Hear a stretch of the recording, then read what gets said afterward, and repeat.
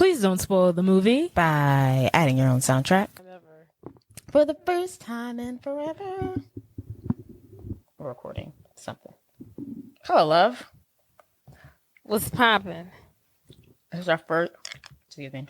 This is our first. Our first what? Virtual podcast recording. I didn't know where I was going with that. And why is that? Because I took a job closer to my area. Well, yeah. New job. She done moved out of the house 100%. She get married. Who the fuck does she think she is? What's that? I said, don't say all that. I haven't moved out the house 100% is what I'm saying. You have. No. Yeah. 75. You don't live here anymore. Oh my God, I do. What else is up other than your new job? How was your first day? Should we do a name? Oh. Sure. Whatever. My name is... You didn't have a name ready when you came on here? No. My name is... Galinda. The good. Okay. My name is Bianca Stratford. The bad. Just kidding. And welcome back to Please don't spoil the movie. A podcast brought to you by sisters who love each other. Sometimes. Well, here we are. What else is going on? How was your first week of work? Working for the federal government. A lot of training. Weird time to start working for the government, huh? The end of days. It's so it's like each day I feel less and less assured by what they say. Because the first day they were like, this happens every couple years. This happens all the time. They're always trying to change stuff and move stuff around. It's business as usual, blah, blah, blah. And then every time we get a new, like, he did this overnight. Be like, it's just, it's getting, getting less. I can understand that sentiment. Like every year, you know, a president comes in and they try to shake shit up. But like, I feel like what he's doing, the Cheeto Man, this is beyond regular norms. Like he's doing a lot. The most say like, we're for sure going to have a government shutdown. They're like, oh yeah, in March. Yeah, we're for sure going to shut down, guys. But go on a vacation. Start planning and booking it now. That'd be wild if I did. And I'd be like, I expected to be off. Right. I'm actually off. Well, I can't go on vacation because I got to save up my coins. Because last time it was the government shutdown under Trump, it lasted either 4 or 5 weeks. Go on a 4 to 5 week vacation. Go see the world. Go see Asia for 5 weeks. Go see Europe for 5 weeks. Maybe so. I'll take advantage of it. I'm like, I ain't coming back. Right. Shit. Seize the opportunity. Live a little. Else. How are you doing? How's your work? What? How's your life? How are you doing? Life be lifing. No new or interesting developments in my world. You know, now that I'm a retired cheerleader, that was the most exciting thing about me. That I really don't have much going on ever since that's ended. You gotta get a new hobby. I know. You know, I do want to go back into the swing of things that I was doing before. Yeah. You know, I was an NFL cheerleader, like doing aerial silks and stuff like that. But I'm just waiting for it to get a little bit warmer. Yeah. I don't feel like after Mardi Gras transporting myself in the cold. Yeah. I want to get in the car, leave the office, go straight to fucking the house and get in that motherfucking bed. It's too cold to be trying to bundle up and then take my clothes off once I get into the gym. And I gotta be dressed light for the gym because it's gonna be hot in the gym. But then go back outside and be cold. I ain't doing all that. Yeah, one temperature across the board. Yeah, okay? I hate walking outside and being like miserable. I want to walk outside and it be hot. I don't know about all that. Give me that March, that spring, that April weather, and I'm happy. Heat, por favor. What? Heat, por favor. Oh, Por I thought you favor, said please. hate por favor. No heat. Have you seen? Have you seen anything? I have not. Oh. I really want to see SZA's and. Oh, I saw it. Who? Keke Palmer. How was it? I haven't seen it. I didn't tell you I saw it. You did not. It was really cute. I liked it. It was, I'm glad you saw a it. Friday-esque film. Mm-hmm. Towards the end, though, I thought that they were starting to do too much. Mm-hmm. Like they had too many side, quests towards the end. I was like, let's just stick on the one quest that we started with in the movie. Why we add these different quests towards the end? Without giving too much, what's the main quest? Basically, Keke Palmer's character, she has like a job interview that she has by the midday, and then also they had their rent, something happened to their rent, and they have to give money for their rent before they're kicked Friday out. So yeah, like the movie Friday. Correct. But it was really cute. It was really funny. When did you go see it? Not really funny. It was funny enough. No. She said I wasn't pissing my pants. I feel like I haven't seen a movie that's done that in ages. Since like Hangover time. Yeah, we need Seth Rogen in the writing room if you want that to happen. Right. Like Pineapple Express or something. Yeah, we're not knocked up. We're not getting those movies anymore. We're not getting anymore. What are we getting? A whole lot of nothing, honestly. Yeah, we haven't been getting much. But it was cute. I give it like a 7. SZA did well with her acting chops. When did you go see it? I don't know, like a week, 2 weeks ago. So you saw it when it almost premiered. Yeah, I saw it in the theaters. Who'd you go with? The last time I mentioned, I went to the theaters because we went and saw Wicked, and that was the first time me going into the theater in like 3 years, since like 2019, 4 years. Back hour. And this is the movie. This is the second movie that I've now seen in theaters in over 3 to 4 years. And if anybody is going to drag my ass out of the bed and see a movie in theaters, it's going to be a black woman. Yeah, okay. If there's a black woman at the helm, I will support. I said, I've got to give Issa my coins. Oh, yeah. Keke must know. I'm here for this. Does SZA have her music in the movie, like throughout the whole thing? Or was she No. like... Really? Not at all? None of it. It wouldn't have gone with the vibe of the film. I don't know about none of it. Maybe at the end. I don't know. Yeah, in the ending credits, but yeah, no. Yeah. Aw. I wonder how that movie came to be. They saw Friday and they were like, let's make a movie about this, but with chicks. Well, I mean, like those actors. Like, was Issa like, oh yeah, I want to do a movie with SZA? Was Keke like, I want to do a movie with Issa? Because it's a...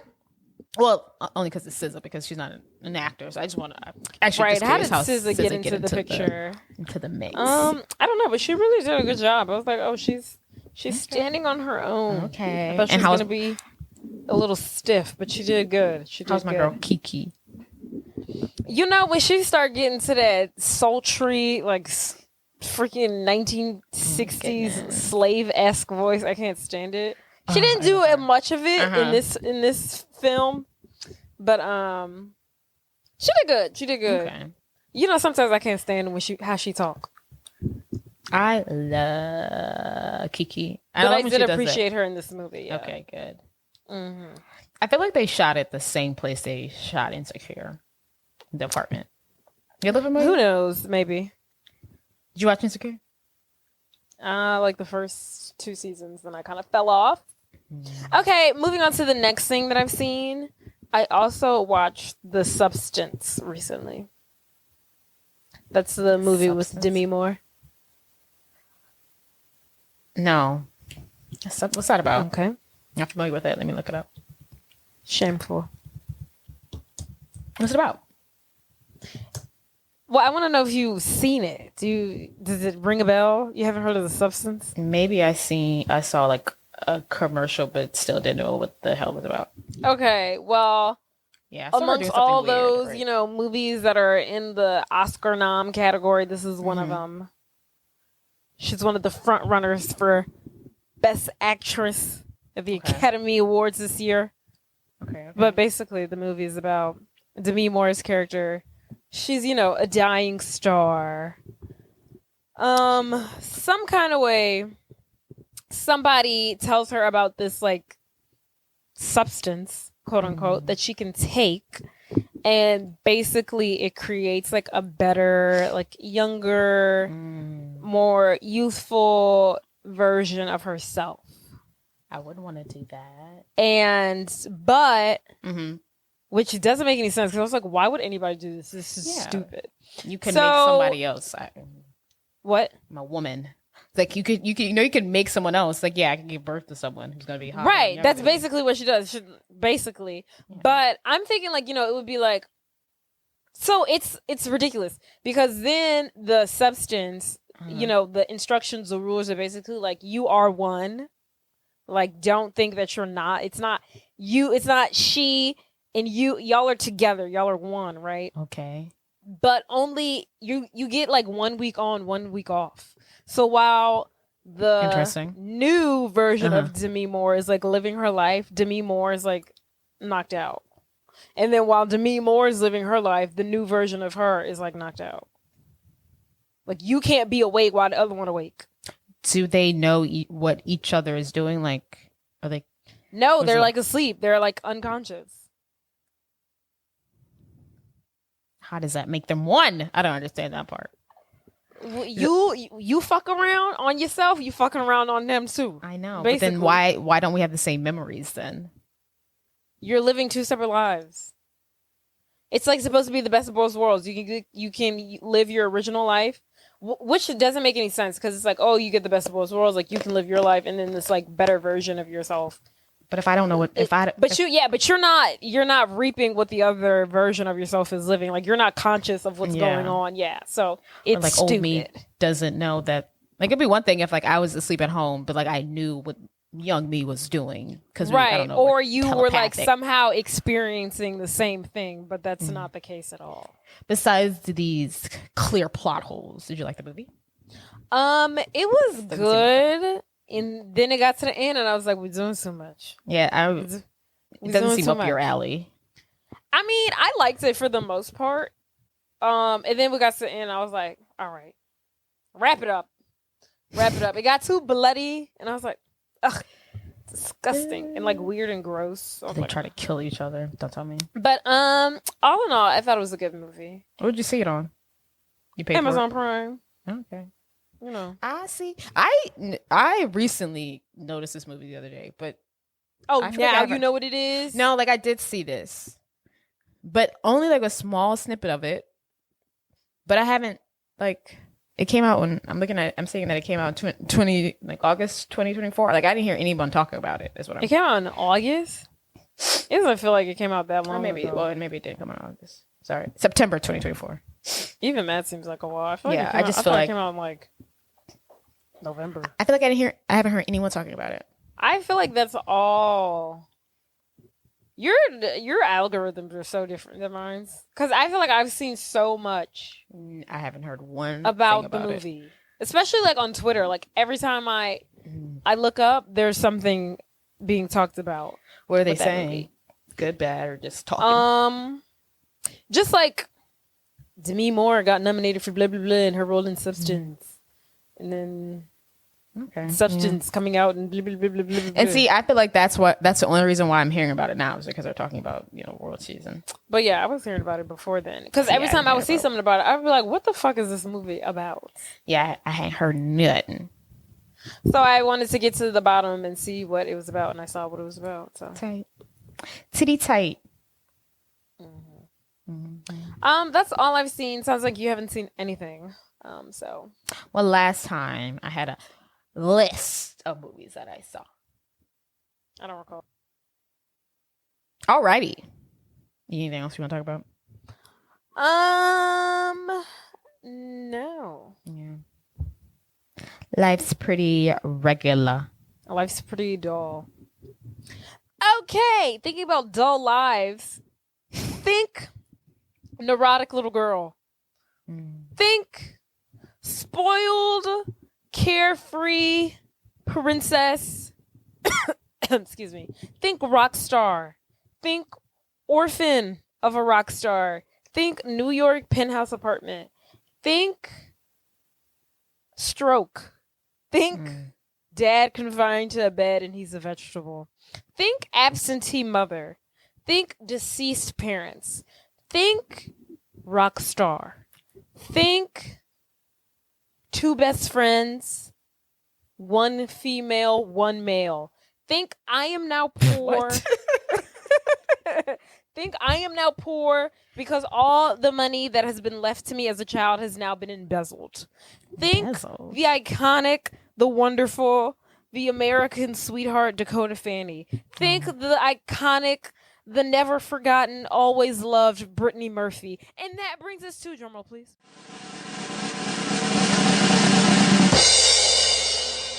Uptown Girl. I'm in an uptown world. And then I never told her why. I think I want me an uptown girl. I was trying to figure out why that song wasn't in the movie. I thought that was a huge fumble. Uptown. Well, this movie's called Uptown Girls, and that song is called Uptown Girl. So that does not matter. Molly Gunn is the spoiled, carefree daughter of deceased rock musician Tommy Gunn. After learning her inheritance has been embezzled, she soon finds herself employed as a nanny for a neurotic 8-year-old girl in Manhattan, New York. New York City. New York City. The film is a 2003 American comedy drama written by Julia DeLille, Mo Organic, Lisa Davinsky, and directed by Boza Yankin. From the story by Allison Jacobs. I butchered all of those last names. I just want to make that very clear to me. The film was released August 15th, 2003, and was distributed by 20th Century Fox. And when I mentioned that the movie is based on a story by Allison Jacobs, a 2003 interview about Allison Jacobs' life, done by The Observer, inspired the movie's plot. Who is? I don't know. She just she's Molly. She is Molly. But does she? Well, I need to know if does she have a rock star dad or? I tried to find the article. I couldn't find it. I guess because it was from 2003. I found another article about her, but it wasn't giving me what I wanted. So I was like, I'm not reading all this. But I read somewhere that she worked odd jobs and she didn't have a pig, she had a puppy. But she inspired the story. Just to know that she inspired the story. I see a picture of her, but she seems lovely.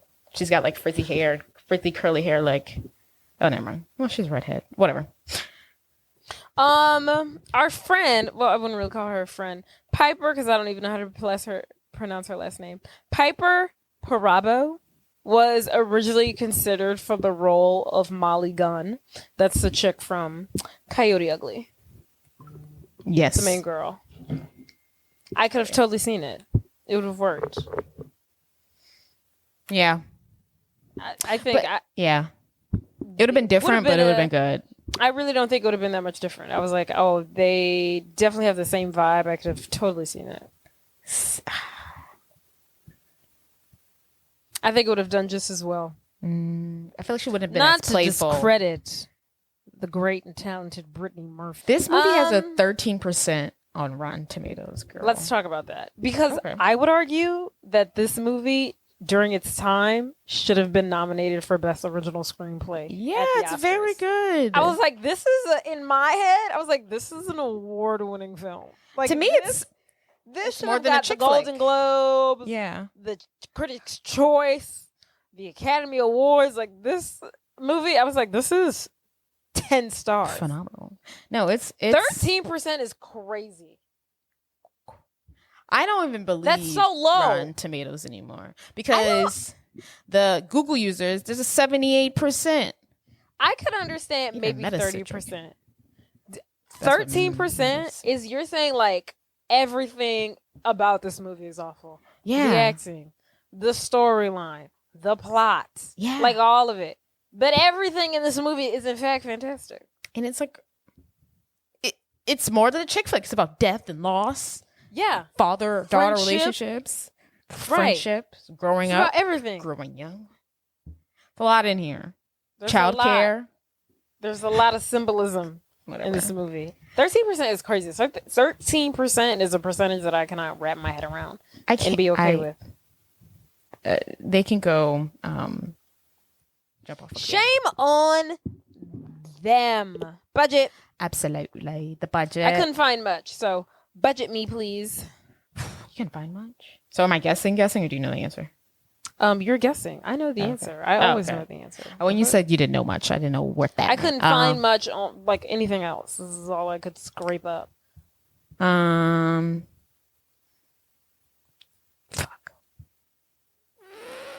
20 million? Oh my goodness, you're right on the money. Oh yay! I was going back and forth between 10 and 20. I wasn't sure which one call it was in her career. I think this is the first time you've actually guessed a budget correctly. Oh. Box office 70 million. No. The girls went to go see it. 50 million? No. Where were the girls? Did the girls not go? Right. The girls did not go. Oh my God. Well, the 10 girls million? went. Okay. No. 30? $44 million. It's actually shocking. I feel like this is a profit. Yeah, but I feel like this is a lot of people's favorite movie.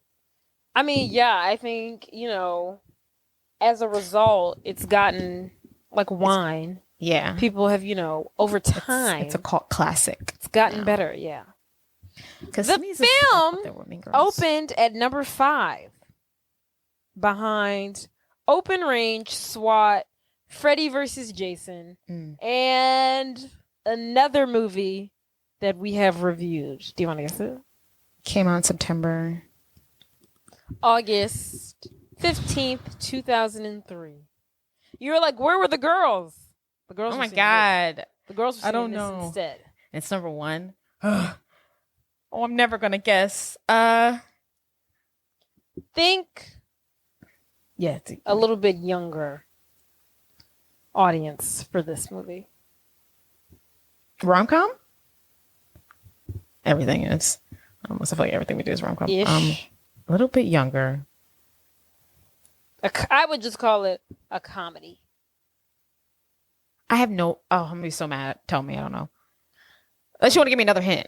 Yeah, I do. Okay. If I say this, I don't give it away. Ah, damn it. No. 13 going on 30? No. No. See, that's think younger audience. Like, you can take your children to see this movie. Not okay. Only thing I'm thinking of right now is Spy Kids. So I'm assuming it's not that. But that childlike. Oh, film. Matilda. No. No. Oh, that was like 90s. Matilda came out in the 90s. Yeah. 2003. Who was at their height in 2003? Who was popping?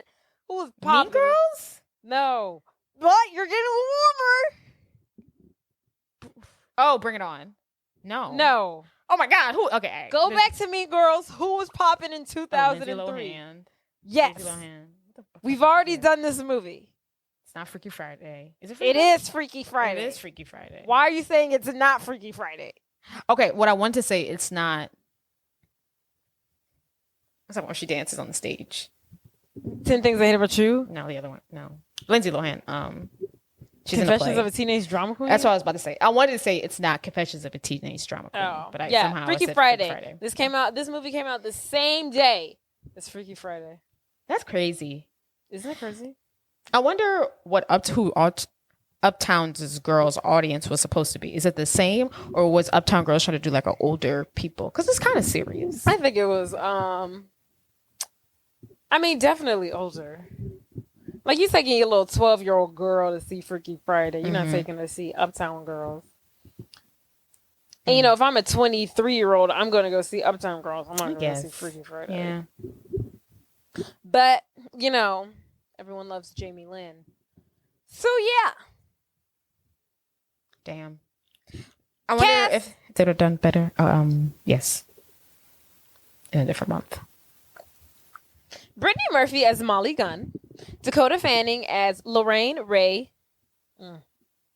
Last name, I don't know. Marley Shelton as Ingrid. Donald Fashion as Huey. Jesse Spencer as Neil Fox. Austin Pendleton as Mr. McConkey. That doesn't matter. Heather Locklear as Roma. And that's it. That is Heather Locklear. I should have gave descriptions, but it's fine. I actually got anything about did you say anything about whatchamacallit, her death? Brittany Murphy died. We lost her. 2009. She left this earth. She departed us. And we've never been right ever since. No. The world's been falling apart ever since. We lost an angel. This one's for you, Britt. Shout out to Britt. All right. Let's begin. The movie starts on the eve of Molly Gunn's 22nd birthday. Crazy. We find out that her parents passed away some time ago when she was a young girl, but they left all of their money to her because, you know, her father was a rock star, and they died in a plane crash. And she inherited all of their money, and she's been living off of it, carefree ever since. Never worked a job a day in her life. She's a bum. Dirty bum. Wait, where's that from? She's a bum. Chicago. She had it coming. You're right. So, yeah. So, it's her birthday night. She's going to go meet up with her friends, Ingrid and Huey, for her 22nd birthday. I don't know why they made her so young. I was like, I always thought she was like 30. Yeah, I was like 22? She's basically 17. She literally, if she went to college, just got out. Yeah. She still might be in fucking college. She ain't doing nothing. She's not in college. But if she didn't apply to college. Right. She's at college age. Yeah. I was like, why is she not at least 25? Yeah, I always thought she was 20. Yeah, 25, 30. Yeah. But when they were like, she's 22, I'm like, might as well make her 19. Come on. Right. She's basically a child. So she's turning 22. She's going out with her best friend Ingrid and her male best friend Huey. She's getting ready. She puts on this really cute vintage dress. She takes a candle lampshade and she turns it into a head piece. But this and is how she's out the door. She's like rich, dysfunctional, crafty. Because the dress that she puts on, I'm pretty sure she like pins it together. Because like the zipper is broke. And then like she's putting like random trash in her hair. Right. And she's a different kind of rich. Yeah. I'm not your typical rich girl. I'm your dingy rich girl. She's I'm just not your a mess. rich girl that shops at Chanel. I'm your these are my least favorite type of rich people. The rich people, well, you'd probably be like, oh, she's fabulous. But like the rich people you hang out with and you like hang out with sometimes and you find out like they're a millionaire and you're like, oh, you come from money? But you look and act like this? Exactly. Precisely. She's one of those. Yeah. Like you're dirty. And then so when she goes downstairs, well, she walks out of her apartment. The hallway is full of flowers. She must be some sort of New York socialite because everybody and their fucking mama bought her flowers. Then she goes downstairs and the entire lobby is full of gifts for her. And what does she say to the bellhop? Girl, don't even start. She says, "Bring this shit to the Salvation Army." That is.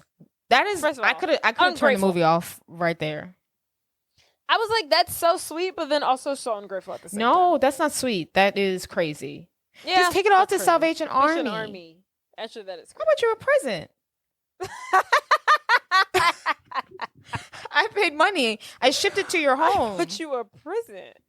I wrapped it, or somebody wrapped it. I put thought into it. Right. Salvation Army is crazy. Give all of this shit away. I don't want any of it. Just tell the man to bring it upstairs. Molly said I got enough shit. Right. And I bet she wish she still had them fucking Salvation Army gifts with her broke ass. I'd be like, why don't you just sell all the gifts you got with your broke ass? You could have sold whatever was in the boxes to help pay off your debt. But no. Exactly. Take it to Shabby. So she hops in to a car. She goes to this club. Her bestie Ingrid is calling her. She's like, where the fuck are you? She's like, Ingrid, calm down. I'm pulling up. It's a surprise party. She's there. Surprise. All of her closest 200, 300 friends are there to celebrate Molly gone on her 22nd birthday. Woohoo! Ingrid. It's very nice party of her. The night away. She's having a great time. She's dancing. Some 17-year-old comes up to her. I don't even know how he got into the party. He was like, you're 22? When I turned 17, I thought I was going to die. I loved how they made the 22 sound old. He was like, oh my God, you're 22. I thought when I hit puberty, I was going to die. Everybody calm down. Right. This is the conversations we have when we turn 40. Wait till you're 30. Okay. Okay. Like, fucking relax. Yes. So she's turning up. She's at the party. One of the guests tells her she needs, like, Botox or something. So she goes to the bathroom. So rude. It's my birthday. That was such a crazy thing to say. And you know how some people, don't like their birthdays because they're afraid to get old. Right. Because you imagine going up to someone and be like, you need Botox. You should start your Botox regimen now. So she goes to the bathroom to look at her face. And she's talking to herself. And as she's talking to herself, she hears the voice of a little girl. And it is no other than Dakota Fanny in this movie, Ray. And she makes a comment about her shoes. And Dakota Fanny says, I had those shoes when I was 5. And then Molly's like, wasn't that like yesterday? And Ray's like, try 3 years ago, bitch. So she's 8. And she's a little... Molly's like, why are you here at my party? You're a child. Shouldn't you be in bed? Meanwhile, Ray, we see already off bat that she has OCD, some sort of compulsion. She takes out her own personal soap. She lays down a towel for her purse on the sink. She washes her hands with her own personal soap. Molly's like, why the fuck are you here? We find out Huey, Molly's male best friend, he is watching her because she is the daughter to his boss, Roma, who is also at the party. And apparently Ray can't keep a babysitter. Everyone quits on her. So that's why she has to come because childcare, it's hard to find good help. So hard to find good help these days. The third nanny this month. I think it's funny that Huey's watching Ray at this party. Because at first I was like, oh yeah, because the mom isn't there. But the mom was there. Right. Watch your daughter. Right. And because literally Ray's hanging out with Huey. Yeah. I mean, Roma was like, hey, watch my daughter. But she's How right did there. she even get invited to... Why? It's not that big of a... She was invited to the party because I guess she's in the guy was there. She's in the music industry, and then Huey has a artist that he wanted her to see. Yeah, so Huey busts into the ladies' room. He grabs Ray. She's like, this is a ladies' room. He's like, come on, you little shit. They have a thing. Molly goes back to the party. Now it's time for us to sing happy birthday to Molly. It's her 22nd. Let's turn up. Huey has not only helped throw her this lavish party, but he's also booked a performer to sing for her. Cut to, we're introduced to Neil. The hot, the cute, the up-and-coming, soon-to-be rock star. And Molly is instantly taken. She's in love with him. She thinks he's so hot. But he's not hot. He's not hot at all. Hot? No, do you? I think he's hot's so a strong plain. word. I think he's cute. I hate that haircut. I can't do it. He's so plain. 2003. That's what was in back then. I don't like it. But yeah, to me, he's not hot. I wouldn't be infatuated with him. But I guess, she likes guys who can play guitar, because of her dead dad. Her dead dad played the guitar. So he sings a song for her. Where you at, birthday girl? The song goes out to you. He sings her a song. She's memorized. She turns to Huey. Can I have him for my birthday? Huey's like, no, that's not why I brought him here. I brought him here so that Roma, my boss, can check him out. I found him performing at some local coffee shop. He's the next big thing. And he's also doing like this weird like celibacy thing. Yeah, he's I not could tell. really fucking bitches right now. I wonder if he was like, he was giving like, I'm sober. Like, I just like. Well, yeah, he said that. Right. But I'm like, was he an alcoholic? Or like, is he like, right. does he fight demons? Like, right. Are we fighting demons? Or are you just doing this as like a journey? Just like an artist thing. You were introduced to like hippieism or something. Yeah. Because it's just weird. Because what rock star is like, oh yeah, I'm not sleeping with chicks. The fuck? Not sleeping with chicks. I'm not. He doesn't do anything. He said he was going to do. You're the worst rock star ever. You're not sleeping around and you're not doing drugs and you're not getting drunk. What the fuck? Hold on. He said he wanted to do everything he wanted to do. He was going to do the opposite. So if he wanted to drink, I'm not drinking. If I want to do this, I'm not doing that. So I guess he could like better his career. But join the ministry. Yeah, it's just weird. It's just a weird as a musician. It's a weird concept. Whatever. So party's over. Mom's like, I don't give a fuck if he's celibate or not. I'm gonna make him my man. Period. And so it's the end of the party. Ray is ready to go. She's been hooping and hollering all night. I love when she tells her mom. She's like, her mom's still trying to talk to people, and Ray's like dragging her. She's like, if I don't get my 8 hours of sleep, I'm done. You're not gonna be happy. You don't want to see me without my 8 hours, mother. She's hilarious. And then like when the mom and Ray drive off, she flips off Howie. And I was just like, they're funny together. I think they're hilarious. He really should be her nanny. He should. I would watch a movie with him as the nanny. I would watch that movie. Because no, their banter is hilarious every time they're in the same room. I'm like, ha ha ha. I'm here for it. So it's the end of the night. The party's wrapping up. Ingrid, Molly's other bestie, is like, what are you doing? Why are you trying to scope this rock star guy out? You only want him because, you can't have him. And Molly's like, this is different. He's different. He's a sex god with a guitar. It's what I've been looking for all my life. Yeah, sure. And somehow she convinces the celibate rock star to go back to her apartment. And then they do. So she gets to her home. She walks inside. She turns on the lights. The lights ain't coming on. She's not alarmed. She's like, can you give me 1 second? She runs inside. She lights candles. She cleans up a little bit. And she changes to a little something more, comfortable. And she invites him in. He's not concerned about the lack of electricity or the fire issues or the monoxide poisoning. He's in here. Like, this chick's hot, and he also finds out that she is the daughter of Tommy Gunn. So he's like, oh my god, a hot chick Tommy Gunn, who's the daughter of Tommy Gunn. So cool. And then she shows him her dad's guitar collection. Yeah, which is also like weirdly a shrine. Like that room is like a weird, like a shrine to her it's father. like a shrine to her dad, which is, I think is fine. Really funny as I was watching the movie. I was like, "What'd you think about your mom?" It was like literally my dad. It's just like, and my mom was there too when my dad died. What do you think about your mom? Like, did you not like her? Like, it's always like I miss my. It's not like she's not. I miss my parents. She's like I miss my dad. He was the star. I guess. Daddy's little girl. So like, so when he. Sorry. Sure, whatever. And then so when she goes to show him her dad's collection, he starts singing one of the songs that her dad written about her, but she stops Molly Smile or some shit like that. But she stops him because I can't. I haven't got over it. The last time her father performed that song, he died the same day. And she's like, really? This song is trauma.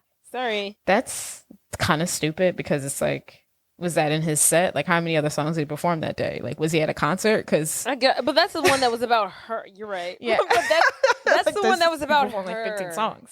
Yeah. I mean, I get it. But, like, he also performed other songs. But yeah. So they spend a better part of the night together. They're chilling. She's coming on to him. He's trying to do his whole, I'm pretty celibate. I'm chill. Like, I don't go home with ladies. As he's at home with her. But that doesn't work for Molly. Yeah. Mom's like, I'm going to fuck Keisha. And I guess they sleep with each other. Who really knows? Yeah. But at the very least, he spends the night. And he spends a few nights. A few nights. I really want to know how long he was there. They were. It had to be at least. It seem like it was that long. But it has to be longer than 1 day because obviously 2 days is like, okay, this is fun. It's got to be around the 3 or 4 day mark where she was like, he's still here. Oh, it has to be like at least 3 days. I can't see it being longer than 3 days max. He spends X amount of days at Molly's apartment. 3. And at this point, he's playing his songs for her. Molly is giving him some tips. Her advice. She's like, you should add, a chorus to your songs. And he's like, I'm not adding a chorus. I won't sell out. That's so stupid. What are you talking about? Well, like, what are you talking about? Every song has a chorus. Like, shut the fuck up. No one wants to hear your poems, motherfucker. We want us, like, you can't just throw a chorus in there just to tie it all together. Yeah. So even Taylor Swift has choruses, and her songs are literally freaking poems, just long. Well, Taylor Swift sold out in Neil's eyes. She's doing great. These are the facts. So after a few hours of time together, Molly's like, all right, this shit's getting old. She calls up her friend Ingrid, and she's like, sis, this dude won't fucking leave. He's lounging around my house, singing these loser songs, and I'm ready for him to go. I feel like I'm suffocating.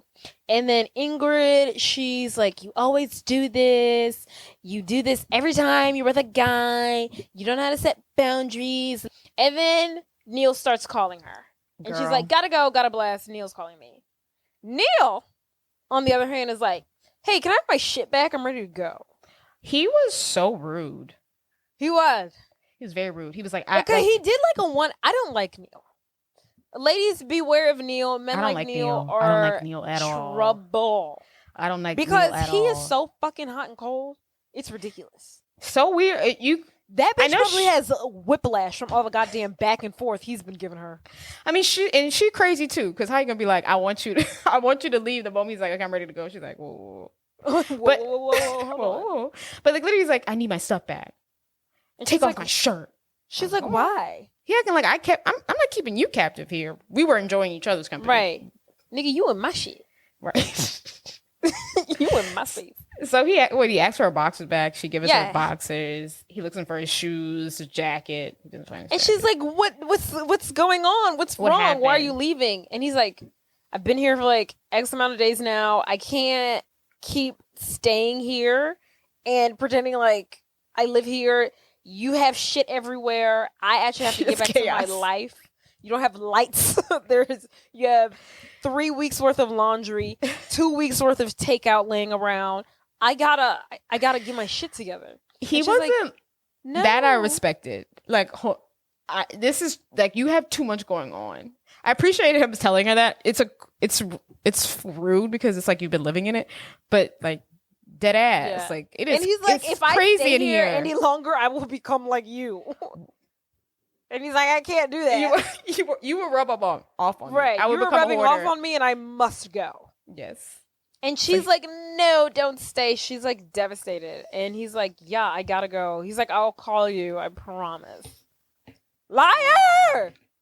So later in the day, she's sitting on her couch crying, sad. And in the dark, Ingrid comes over. And she walks in and she's like, what the fuck?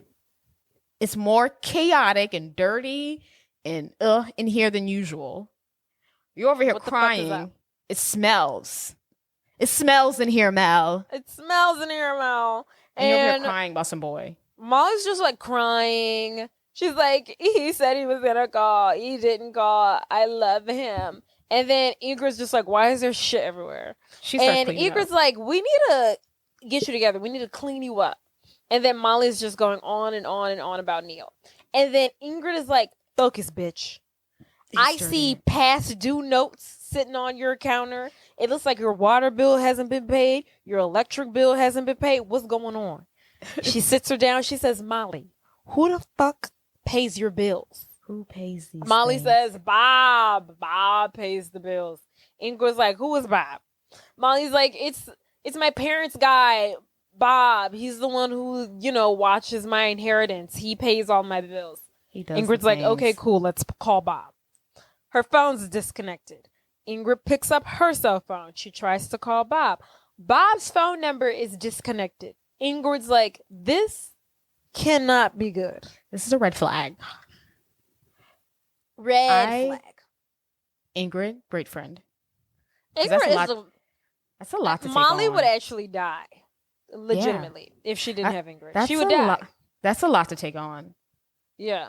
And like, it's not even, Ray didn't even ask, not Ray. Molly didn't even ask for help. Right. Luckily, Ingrid came to go see her. She has the sense to know. Just not to leave her there. Like, okay, girl, bye. Right. So they go to the lawyer, or her lawyer, someone's lawyer. A lawyer. The lawyer. And he tells her, oh yeah, Bob ran off with about like $3 million and he's on the lam right now. So. Oh, no. He says that Bob has 10 clients in total that he's stolen money from. All equaling up to $100 million in assets between all 10 of them. He's gone over somewhere to South America with her money, and she will never see a dime. And even even Ingrid's like, okay, well, at least you have the royalties from the music. And he was like, he took so many, what do you call it, advances that you don't have. That's not an option. She says like, you won't see those royalties actually produce money again until it's time for you to get Social Security. That's what he tells her. You won't see them royalties until you about 60 years old. That's how much money. Why would someone let him take out all that money? Oh my God, the poor girl. He could at least left her the royalties. If you're gonna steal from me, like leave me with something. That's sickening.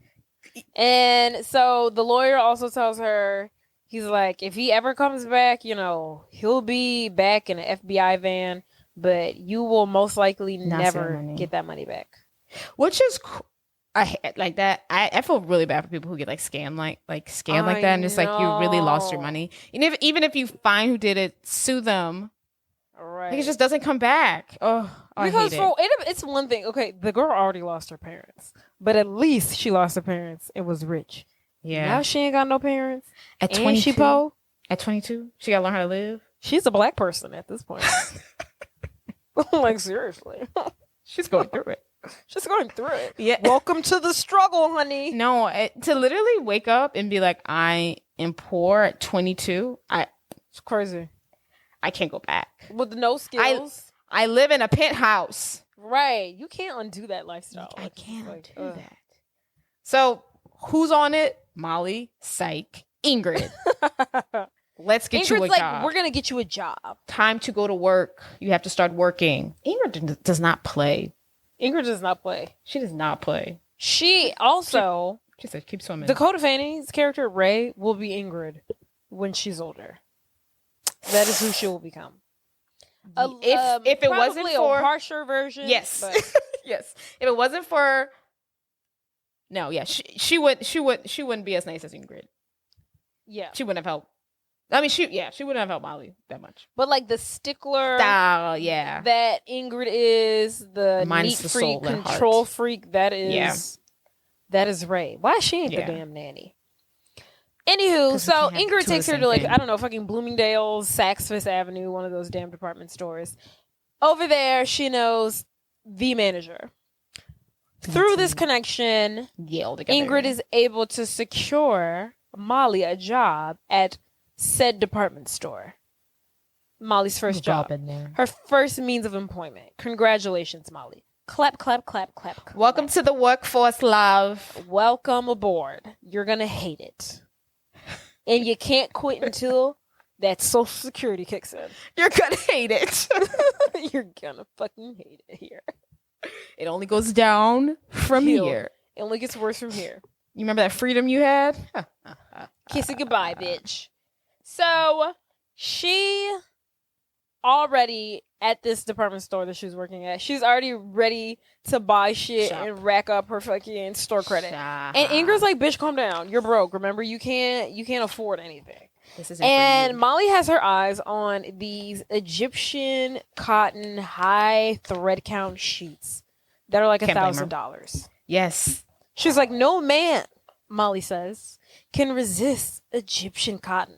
Ingrid's like, what the fuck are you talking about? You are dirt poor. Stop it. Molly doesn't care. She's like, I'm an employee here now. 10% employee discount. I'll take the $1,000 thread. What is that? Count what would that sheets. take off? Like $100? What? Yeah. What does that take off? Like literally $40. The tax.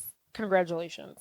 So, who did she buy these sheets for? You might ask. Neil. Some man who don't have $1,000 to his name. She gave him $1,000 sheets. She ain't got $1,000 to her name. Well, she just have the card, but he is poorer than her. No, actually, he probably got more money than her. He got more money than her now. Now. So she buys these fucking sheets for Neil, who hasn't called her in like days.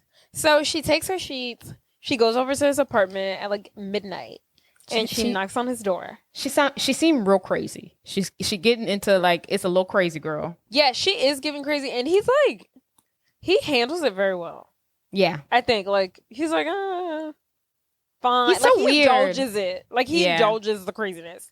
He's so weird. I don't like him. I feel like because any sane man would have been like, no, why the fuck you come to my apartment at 12 o'clock in the morning with Egyptian cotton sheets? And they'd be like, no. But he like lets her up. And it's like not even like he shows that he's happy to see her. Right. It's nothing. He like lets her in and indulges his behavior, but like reprimands her at the same time. It's like, I don't like him. I'm going to entertain this, but I'm not going to entertain it as if I'm enjoying it. Yeah. Like, can't stand her. Can't stand him. Can't stand him at all. So Molly pulls up to his apartment with them damn sheets. And he's like, look, I appreciate the sheets. But look, this isn't going to work. I can't keep seeing you. And then Molly being, the soft, sultry, big brown eyed, blonde haired woman that she is. She puts on her charm. And he falls for it. And he's like, okay, we can't date. But, it has to be like serious, like 9 to 5. You have your space. I have my space. I have to do this like the adult way. La la la la la la la la. What is he trying to overcome? What is he trying to overcome? Like, what are you talking? Like, calm down. Like, shut the fuck up. And honestly, I don't even know why she even likes him at this point. I'm like, what do y'all have in common? Because he's resisting her. That's why. I guess so, but enough is enough. So, but her charm works. Together. And she spends the night. And when we see her, she's waking up in a show bed at her new job in the like department store, and Ingrid and her boss, is he there? Maybe not. Are looking over her, and they're like, "What?" So she fell asleep. Yeah, she was out gallivanting all night with Neil doing God knows what, and now she gets to work, and she slacks off and she falls asleep. Falls asleep hard. Yeah, she's like in the showroom, bed. Hard. Knocked out, passed out.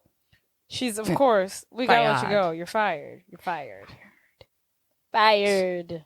So Ingrid's like, okay, bitch, don't talk to me right now. Like, I'm annoyed with you. I got to do this job, and you spent all night with some guy who doesn't even like you. Then Huey steps in. He's like, don't worry. I'm here to save the day. I have a job for you.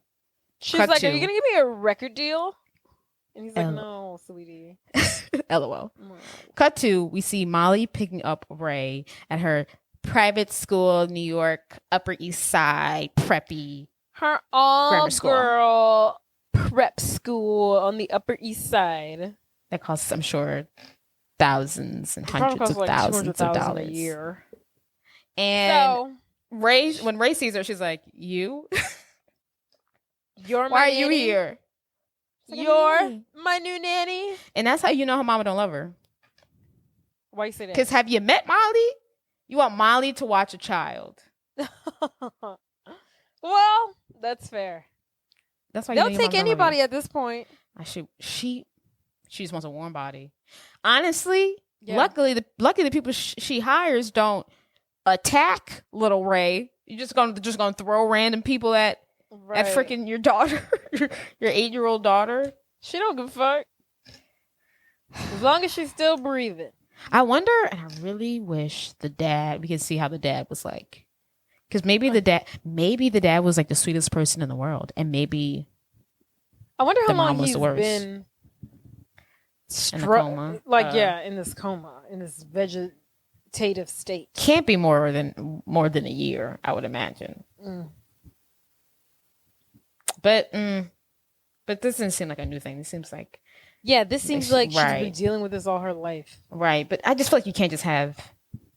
I feel like Roma wouldn't be the type of person just to have her husband in a coma for more than 1 year in their library. Like, girl, pull the plug. I think she does. She does seem like that person. I don't know. They could afford it, but money. The money long, I'm sure. But anywho, Ray, I guess, has to accept that Molly's her new nanny. They go back to Ray's home. It's a penthouse. It's so funny because I know that where she lives is so expensive, but I know how small it is still. Fucking New York. But it was big. It was big, but it's still. It's just one floor. I mean, yeah. And it's just like, it's big for New York, but it's not that big. Well, it's like 3 bedrooms, whatever. So Molly's walking to Ray's room, and on her way in, she passes a room that has a man sleeping in it. And she's like, what's that? She asks Ray, like, who's that? And Ray's like, don't worry about it. She says nobody. Oh, nobody. Even worse. And then Molly asks, well, what's wrong with him? And Ray says, that's none of your business. Okay, bitch. Okay. Fine. If you insist. There's a man unconscious in your library, but I'm the crazy one for asking. Okay. Right. Once they get into Ray's room, Molly goes crazy. She sees these cute little dolls, basically Barbies, and she's like, oh my God, I remember when I had these forever ago, and like Ray's got so many.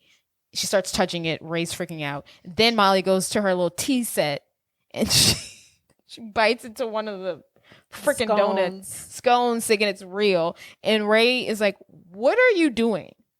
And she almost why are you touching everything? And she's like, why are you biting into my artificial scones? Why are you touching stuff? Ray starts disinfecting the entire room because she's OCD. And Molly's like, are you saying a shrink? And Ray says, since I was 3, bitch.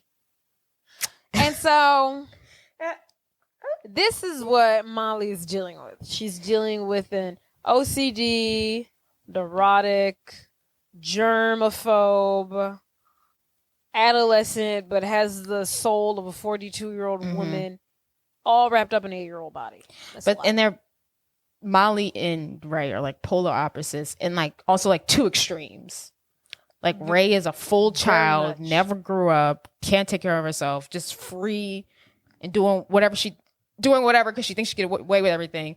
And then Ray is the most serious 8-year-old in the world, and she's got OCD. So now, after a long day together, Molly and Ray are now like washing the dishes in the kitchen. And Molly's like, isn't this a job for the maid? And Ray says something to the effect of, the maid doesn't do a good job cleaning the dishes properly.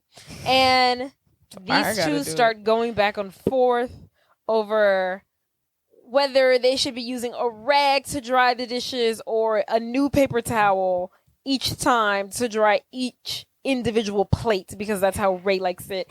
And Molly says that she's ruining the environment by using a new paper towel to dry every new plate, and they should just use a rag. Ray says the rag is full of germs. They start fighting over the plate, and then they're playing tug of war with the plate, and the plate hits the ground and it shatters into glass. And Ray tells Molly to get a broom and clean it up. Molly no, thank you. is fed up. She takes off her gloves. She throws them at Ray. She says, you clean it up. And Ray says, bitch, where the fuck you think you going? And Ray says, you work for me. Molly says, hold on, sweetie, let's not get it twisted. I'm employed by your mother. And that's where we get the iconic look around. Do you see her anywhere? Newsflash. You're not gonna. You report to me. You report to me. And at that point, I quit. Bye.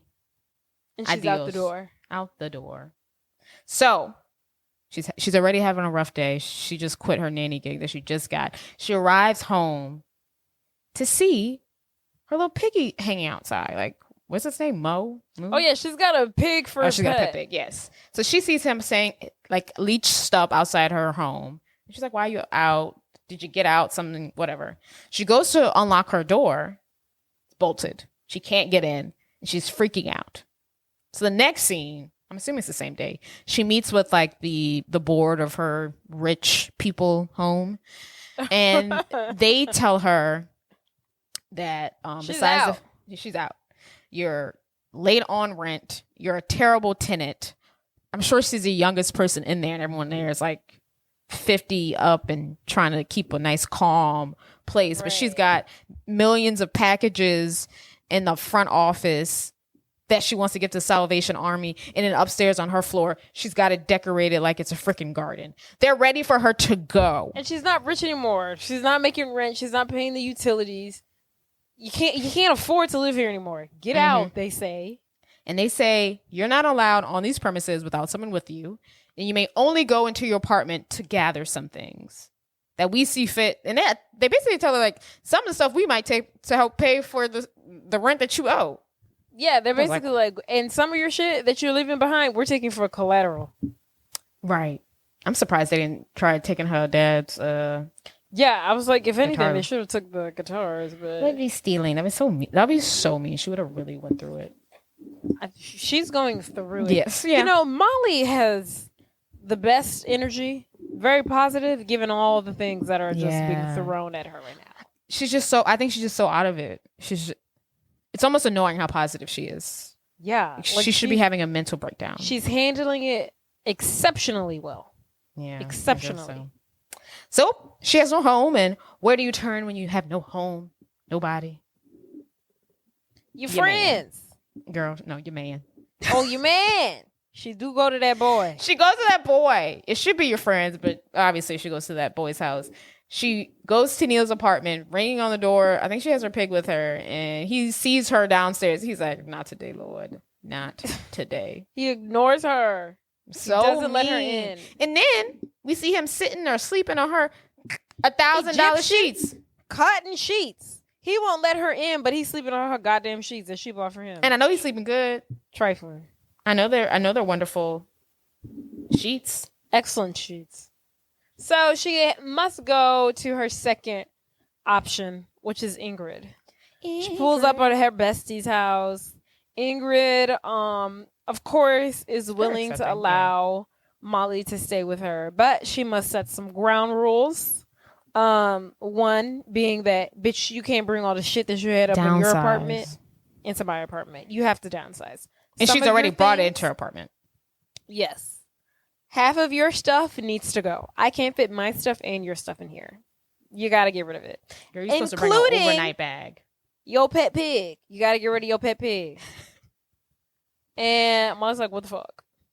And Molly is expected to pay half the rent. Now, Ingrid, you could have let her not pay rent you gotta give her at least like 3 to 6 months of free rent. But you know that bitch ain't got no money, and she's never worked in a day in her life. But see, let her accumulate a little bit of wealth first before you start asking for rent. You have to set boundaries early and soon, because she probably would never started paying rent. I would be like, you can pay rent in 3 months. She would never started. I mean, that's very true. I would have never got it. That's a fact. That's not even no. Today, this month, I need rent.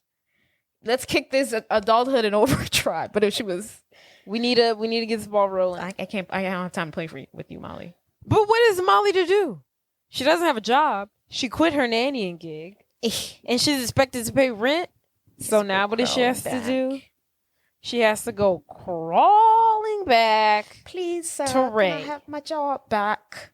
So the next time we see Molly, she goes to Ray's ballet class.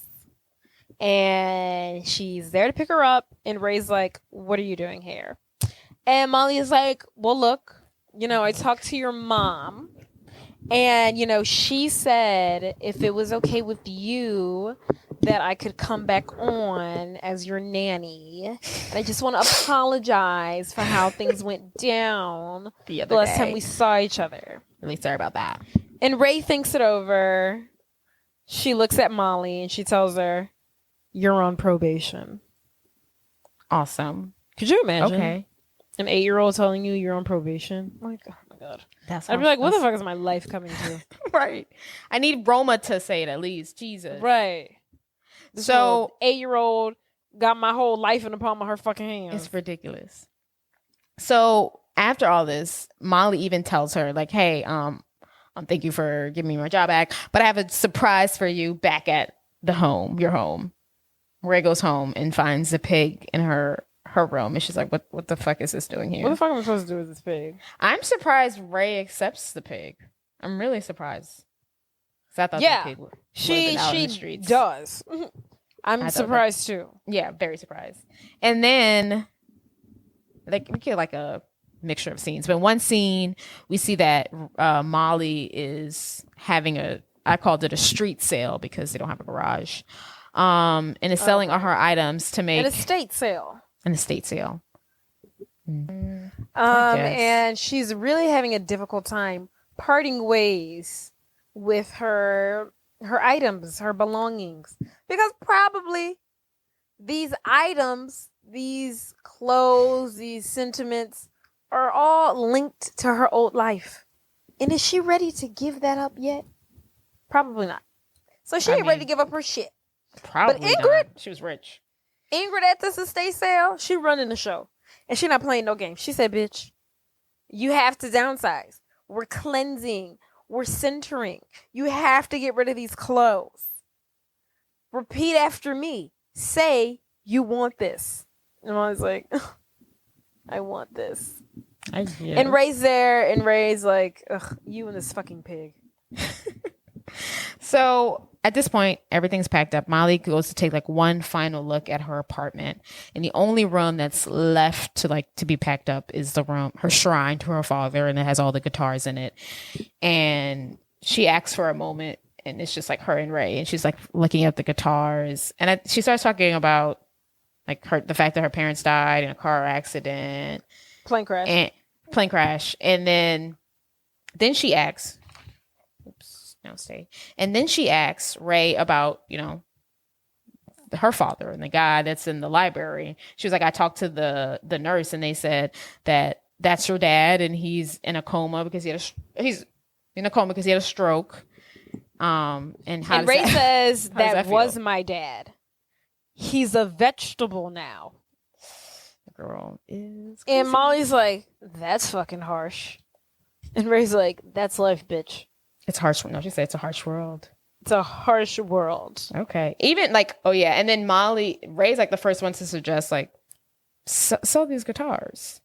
And Molly's like, no, they're my Ray, dad. these belong to my father. I can't just sell them. These are my dad. And Ray's like, no, but what you will do is just let them sit in a closet and collect dust. Basically saying like, you're not going to do nothing with them anyway. You're just going to put them in storage, so you might as well sell them and make some money because you're poor. She might as well have. She might as well. Molly doesn't want to do that. I get it. It's time to let go and let God. I wouldn't get rid of them. I wouldn't get rid of them shits neither. If I wouldn't. I mean, in her previous financial state, yeah. In this financial state, they gotta go. I need to survive. I would keep half of them. I would keep one. I would keep one or two, but probably the one I would want to keep. That's the one that everybody won't. But I guess I would take the one that people would least like, so I can sell the rest of them. Because I guess I don't need 12 guitars. I guess. Because my dad played one guitar that my dad played is fine. But after this, we kind of get a montage of Molly's new life. She's doing her own laundry. She's doing terribly. She's trying to call Neil. He's not answering. She is babysitting Ray, and they're like washing the pig, and they're living their new life. They're bonding in their strange way. And then we see Molly trying to integrate herself with like Ingrid and her lifestyle and her friends. They're doing yoga. It's not going well. And baking. That doesn't go well. She even starts a fire and puts it out with Neil's jacket that he loves dearly and has been asking about it. His lucky jacket. And he's been asking about it. Like, where is it? And she's like, oh, I don't know where it is. But she's the whole movie, she's wearing it. Every other scene, she's wearing the jacket. She's weirdly obsessed with him. Why won't she give his jacket back? Because she's crazy. So yeah, she burns the jacket, knowing that this is Neil's favorite jacket. She like basically like upcycles it and like adds designs on it to try to fix it and repair it. Yeah. Yeah, I'm not sure why she thought that was gonna work out, but to whatever. So eventually, after this long montage, Neil finally calls Molly, and they meet up at like a diner to like catch up. Molly's been talking the whole time, and the moment he gets an edge in, he tells her that he signed a record deal, and actually he will be paying for dinner since he can afford it now. And she's very excited, but they go back to his apartment, and he tells everything. We learn apparently because Molly bought him the Egyptian sheets that he wrote a song based on that called "Sheets of Egyptian Cotton." And so he plays her song, and that is what got him his record deal. And it has a chorus. Sheets of Egyptian cotton, na na na na na na na. Sheets of Egyptian cotton. So it's actually a pretty catchy song. I like it. It is, and at this point, I'm like, okay, everything's going great. He's got his song. He can talk to her now because I guess he's out of his artsy fartsy weird mood. And she's like, "This is great. This is fantastic. Oh, and by the way, I have your jacket." Como se dice? And she gives it to him, and he's like, "What the fuck is this?" And she's like, "It's your jacket." He's like, This thing? This is my lucky jacket? The jacket that I wear to every performance and every gig?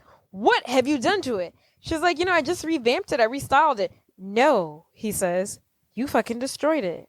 What have you done?" She's like, that jacket was hideous. "Neil, calm down. Babe, I did this for you. I did this for us." And he's like, "This is it.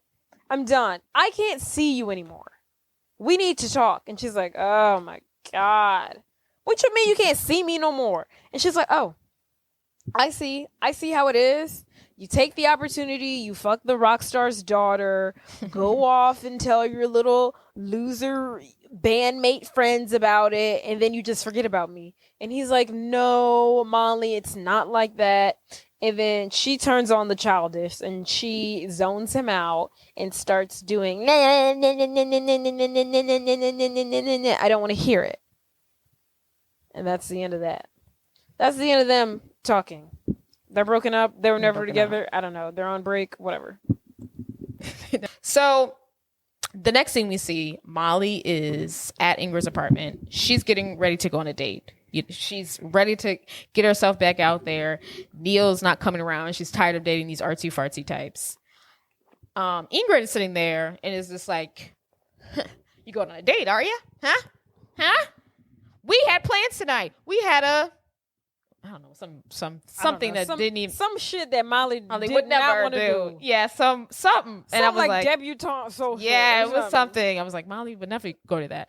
And then Ingrid's like, "We had plans. You agreed to do it. It's too late now for me to find someone else to go with me." And they get in this big argument. Molly tells Ingrid that she pays rent and she don't got to do everything with Ingrid, and she needs a break from her. And they get in this big argument. And Ingrid's like, "Oh, get out. So you pay rent now. So that means just because you're paying rent, that means you don't hang out with me anymore." She's like, "Is that how you see our friendship, as transactional?" And Molly's like, "I don't really have to put up with your shit. And all you do is tell me what to do and try to control my life." And then Ingrid's, because you have no control over your life.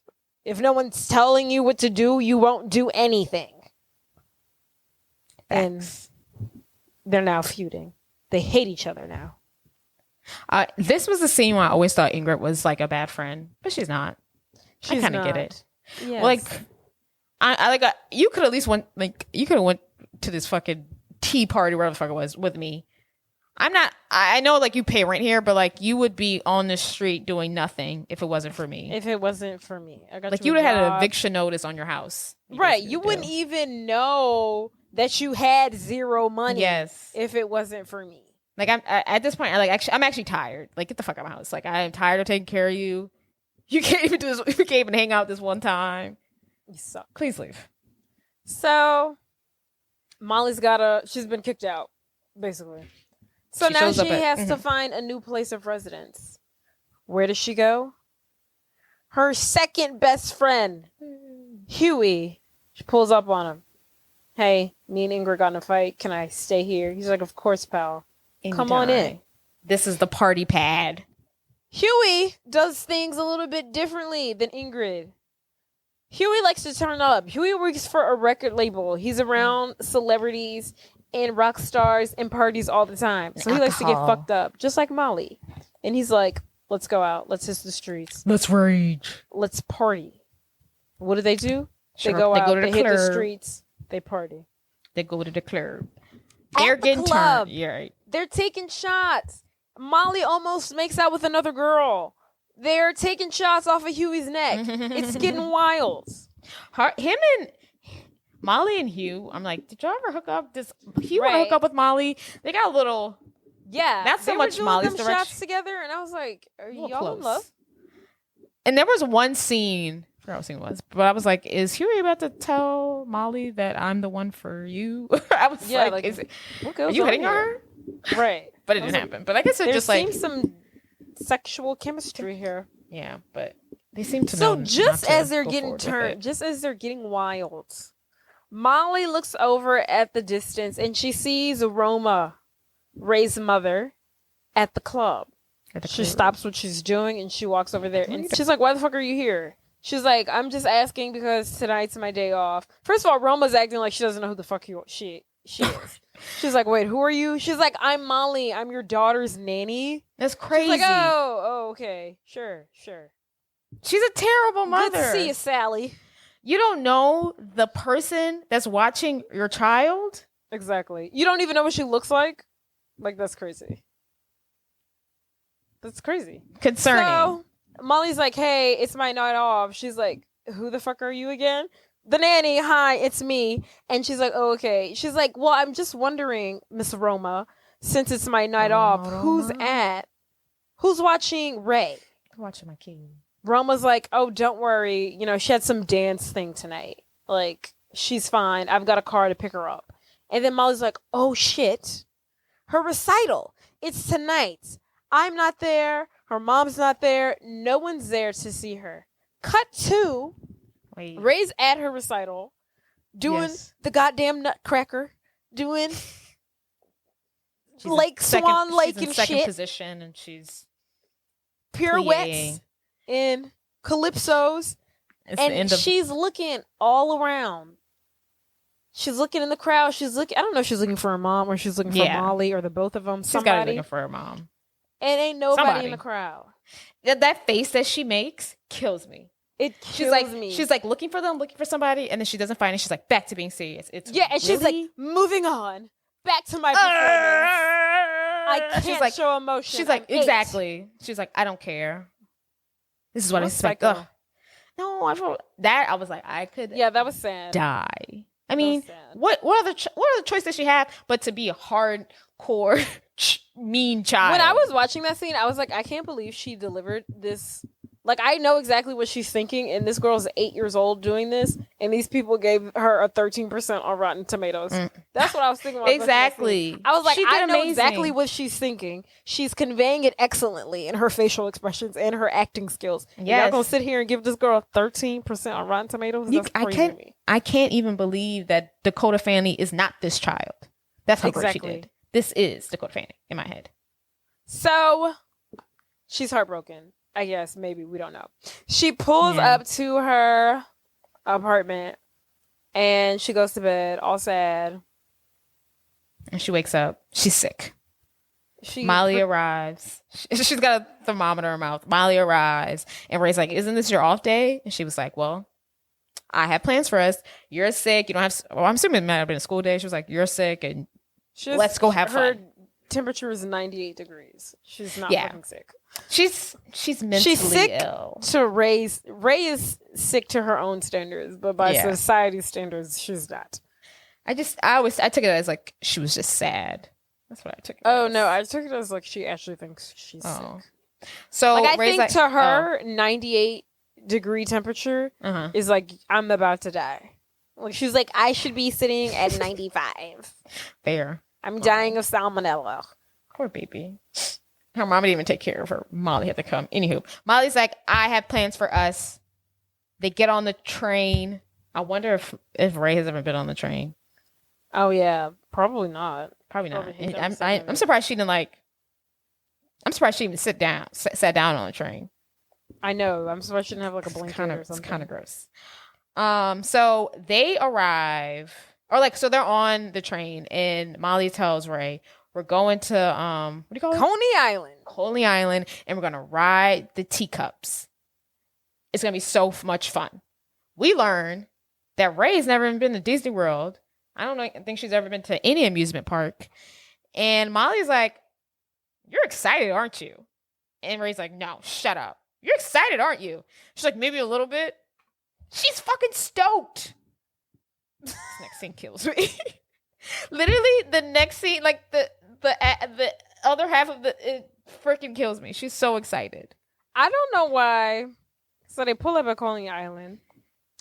First, before they get there, Molly makes her eat a hot dog to Ray's disdain. I'm surprised because Ray doesn't eat meat. I think she might be vegan. She probably don't eat meat. She don't eat no sugar. She don't eat no meat. All she eats is greens. So this is like literally her first hamburger. Carb. Her first, not hamburger, hot dog. And street food. After she forces her to eat this hot dog, so they make their way over to like the rides and the park and everything. It's a ghost town. It's scary. Nobody's there, not a soul in sight. I'm trying to figure out how they even got in there to begin with, if the shit's closed. Yeah. So Molly goes up to the janitor who's like picking up trash, and she says, "Excuse me, sir, where's everybody? Where's all the people?" And he's like, "Well, there's nothing to do because the season hasn't started yet." And she's like, "The season?" And he's like, "Yeah, you're a week early." I'm surprised she was only a week early. That's what I was about to say. I was like, I'm surprised it was only a week. I'm surprised she only was very surprised. I thought I'm surprised this wasn't like December. Right. And he's like, bitch, this shit don't open until March. Yeah, I'm surprised he wasn't like, girl, it snowed yesterday. This clearly isn't the season for Coney Island. Right. But she's only a week off. The fact that she's only a week off, I feel like you could have like been like, okay, Ray, we'll come back next week. Like, sorry. No, it's like that. So after the janitor, the custodian, tells her that you late, you early, bitch. Come back in a few days. She turns to Ray and she's like, okay, Ray, let's go. Ray's nowhere to be found. She's like, shit. She's like, where's Ray? She's looking all over Coney Island for her, and she finds her looking and staring at the teacup in, I don't know, sadness, misery, depression. Sadness. In my opinion, I saw that she was ready to be a child. She was ready to like give into it. And like just when she was ready to have a little bit of fun, her dad's freaking dying in the next room. Her mom sucks. And this Molly chick is probably her only friend. And it just goes to shit. And so it just proves every time she gets excited about something, it never works out and her dad's going to die. And she gets sad. And I didn't like it. Yeah. I mean, and that's exactly that. So on the car, like every time she was just warming her up to be a little excited. And on the car ride home. Molly train ride home. Really bunkled this. Bitch, why you didn't know the hours of operation? I know. It kind of sucks. Because, like... I know it's 2003, but bitch, call ahead. Yeah. Look it up. So they get back to Ray's apartment. Ray's upset. She's over with the day. She's pissy. But... once they get home, Molly, and I guess Ray's getting ready for bed, Molly tells Ray the story of her, the night that she found out her parents died. So her parents died in a plane crash. That night, one of the maids or someone told her, your parents have died. And she said she remembers like not knowing when everyone was saying, or people were talking around her and not really telling her what was going on. And then she was just like zoned out. And what she did was she ran away. She went to Coney Island. And she just rode the teacup thing all night. And it was just like the saddest thing. She was a sad person. And she knows that Ray's going through the same thing. She's going through like the loss of her father. And she just wanted to take her to Coney Island to ride the teacups together because they're both sad people. She thought it was going to make them feel better. And Molly starts crying in Ray's arms. And Ray's like, they're there. They're there, right? She's like, what the fuck? No, like, literally, she breaks down. Like, like, do I not have enough going on as an 8-year-old? Right. I gotta take care of this grown ass adult. You're the one crying right now? Yes. I'm the 8-year-old. And then that night, Ray goes into her, while Molly's sleeping in her bed. Ray goes into her father's room for the first time. Beautiful. I really think it's funny that they're like, so they both share the theme of, like, Molly's dad died when she was young, which is why she never grew up, because she could never get over the loss of her father. But like Ray's father is dying as she's young, and the way she copes with that is just like growing up. Yeah. And it's just funny how like they're handling their traumas, just their trauma completely different based on like when they lost their fathers and when they're gonna lose their fathers. And yeah, good observation. Yeah, I wish them the best. I really do. I wish them the best of luck, those two. I hope they're doing great. But yeah, in the morning, Molly goes to look for Ray. She stumbles in the kitchen. Oh, you're up early, she says to the person in the kitchen. Did she tell her you should read to your dad or whatever? Not yet. Okay, that's not yet. Okay. Yeah, I wrote it down, so not yet. But she goes into the kitchen. She thinks it's Ray in the kitchen. The kitchen door, the refrigerator door closes, and it's revealed that Neil is in the house. It wasn't I Ray. cannot believe they end up together. It was not Ray moving around in Ray's house. Neil is in Ray's house. How do they end up together? That's his. She doesn't. No, how do Molly and Neil end up together at the end of this movie? Because what the fuck? This should have been like the deciding factor. Like they don't end up together. Yeah. So Molly is in Ray's home, sees that Neil's in the kitchen with his shirt off, and she's like, "What are you doing here?" Right. And he's like, "What are you doing here?" And Molly's like, "I work here. I nanny Ray. Sometimes I spend the night and I wake up here. What are you doing here?" What are you doing here? Lo and behold, Neil has slept with Roma. He's banging Roma. Ray's mom. Because remember, Ray, mother, Roma, I lost my train of thought. Yeah. Roma is the employer of Huey. Huey is the one who discovered Neil. And then Roma's the big boss. So Ray and, Neil and Roma slept together because she signed him. Girl, what? Shit, I got confused. I'm trying to explain the connection here. They all met each other before. Yeah. He probably slept his way to this record deal. Right. That's what we need to be talking about. He slept with Roma to get this record deal. Right. I wonder if he slept with her. I honestly wonder if he started sleeping with her before he got the record deal or after. But probably before. During, after. Who knows? Who knows? Molly is devastated. Devastated. She's all out of whack after this. Because she's obsessed with the boy. And you're banging Roma? She's going to throw you away in the next scene. So Molly takes off in the streets of New York, sad, depressed. I'm assuming she's in, what park is it? Grand Central Station. No, Grand Central Park, bitch. Yeah, Grand Central Park. And she finds there's no Grand Central Park.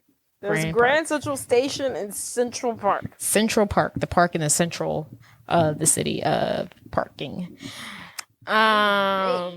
So she finds what is it, like a bridge that's over like a little pond, and I guess she was feeling a little suicidal. I don't know if she just wanted to like touch, people say touch grass, but maybe she just wanted to touch water, or if she really was trying to hurt herself. But she hops on top of this bridge and she jumps into this pond. It's a pond. It's a You're pond. not gonna drown in a pond, bitch. She's lucky she didn't break her leg. Yeah, she's lucky that didn't happen. Because she literally jumps and just is standing up. And yeah, it's to her waist. And bystanders see her and they're like, Miss, what are you doing in there? That water's filthy. It's That's chemically sewage you're standing in, miss.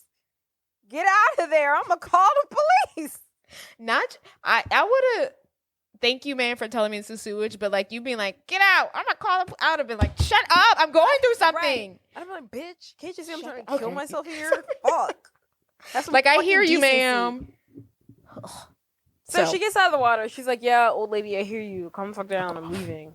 So she gets out of the water and, I don't know, goes home and showers. I don't know. Hopefully she showers. But the next scene, Molly is in Ray's bed and she's sick. I'm assuming from the sewage. Sick. Right. From the sewage water. So Ray's healing, Molly giving all this medicine. And then Molly asks Ray, Ray's like, okay, I'm about to go. And Ray's like, where you going? Are you going to go sit with your dad? And she's like, maybe. And then Molly encourages Ray, like, you should like talk to your dad or like read to your dad. Because one time I read this study that said people who were read to while they're in their coma by their loved ones live 10 times longer than the ones that didn't. And then when Ray hears this, she's like, okay, you promise he's gonna, yeah, like, but and you promise he's gonna live longer, and like if I go read to him, like if I be vulnerable with my father and spend time with him, he's gonna live longer. And Molly, pinky promises with this girl. Molly, why would you do that? You're setting yourself up for failure, disappointment. Just say, don't you know how the universe works? Don't you know how the universe? But Molly's just so, like, I think she just really believed there was no consequences of telling this girl I wouldn't have thought that either. Shit. I'd be like, he ain't gonna die tomorrow. Shit. If he doesn't do anything but wake up out of that coma, it's going to end badly for me. Like, you pinky promise. Hell no. Girl, then the next day he died. The next day he died. Girl. So after that, no, I know. That man dead. Y'all, he died, y'all. He dead. That's not funny. He died. It's not fine, but literally. She said, yeah, pinky promise. His ass gonna live 10% longer. What are the chances? The night that night she goes reads to him. And the next day, what are the chances? The next fucking day. Not even the next day. In the night, Jade, he dies. It's probably after she probably talked to him, went to sleep, an hour later dead. You know, she's already fucked up in the head. So you know that shit scarred her forever. I know. Like, I finally went to go talk to my dad, and he died. She's probably thinking he died because of her. I know. But what probably happened was, like, his soul was like, he's like, I can finally say goodbye. I talked to my daughter. I could probably go on now or something like that. I feel like he shouldn't have died, though. What do you mean? Like, if you're in a vegetative state, what you dying for? You're just a vegetable. Like, or like, you see what I'm saying? Are things failing? Like, you're just That's a good point. Did he have a heart attack? Like, did he have another? Yeah, like the worst has already been done. So, like, what are you dying of? I mean, I'm no doctor, but yeah, these are just that's a good point. Good point. Good point. So, no one did it. Girl, the man did. So, but no one knows this yet. So, Molly is back at Neil's home. No, Molly's back at Hugh's home. Huey. She's creating this little tutu for Ray for her next ballet recital. And the next battle that she's must face. It's a very cute tutu. It's got rhinestones on it. It's very much not Ray, but it's very much Molly. Her and Huey are sitting down. They're watching Neil's new music video for his one-hit wonder. Sheets of Egyptian cotton. Na, na, na, na, na, na, na. Molly's over there hating. Can't blame her. Yeah. And then, what?